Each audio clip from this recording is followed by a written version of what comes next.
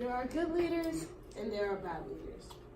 Then there are leaders who are ruthless dictators and are the cause of millions of deaths. Chiang Kai-shek is that type, the third one that is. In today's speech, I'm going to talk about Chiang Kai-shek. Chiang Kai-shek is one of the world's most ruthless dictators.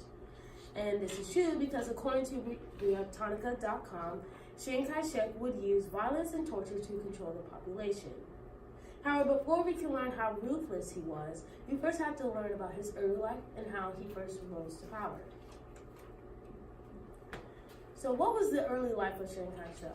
Well, according to History.com, Chiang Kai-shek was born in the coastal province of Xinjiang on October 31st, 1887.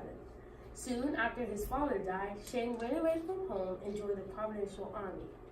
Now, Chiang Kai-shek's family was moderately prosperous because Chiang's parents, Jiang Kong and Wang Xiao, were merchants and farmers.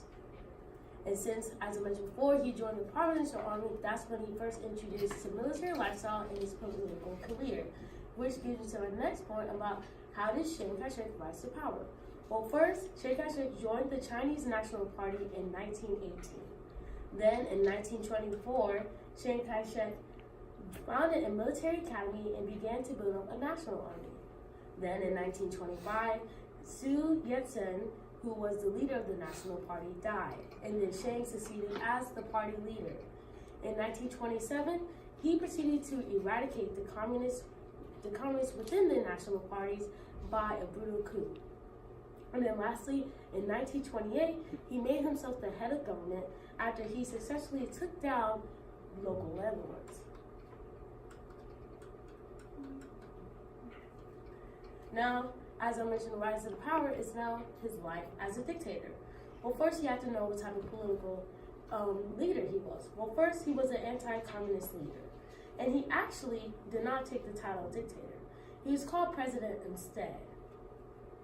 And now that we know what type of dictator he was, we can go to his rule in China. Well, in his rule in China, he was an oppressive president towards his people, especially to those who supported communism. And since the government was a resident regime, it ruled the citizens with the brute force. And speaking of citizens, you have to talk about how he treated his citizens in general. Well, for starters, Chiang Kai-shek would treat his citizens with an iron fist.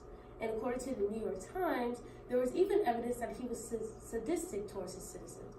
And according to Britannica.com, on February 28, 1947, at least 28,000 people were killed because they participated in a protest about the corrupt government and about the oppression that was upon them. Now, that was just about how he treated his citizens. Now, how did he control the population? Well, as mentioned before, Chiang Kai-shek and his party will use violence and torture to control the population. And in 1927, Chiang Kai-shek had a brutal coup against the communists. This left many people dead, and he would submit the supporters of communism into a white terror campaign. And Chiang Kai-shek ended up killing 10 million people. Now, by learning about his early life and how he rose to power, and his life as a dictator and his rule in China, and finally how he treated his citizens and how he controlled the population, we now know how ruthless of a ruler Chiang Kai-shek was.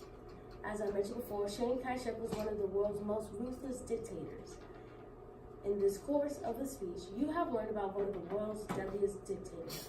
Now, what you do with that information is completely up to you. However, I urge you to try not to become Chiang Kai-shek. Thank you.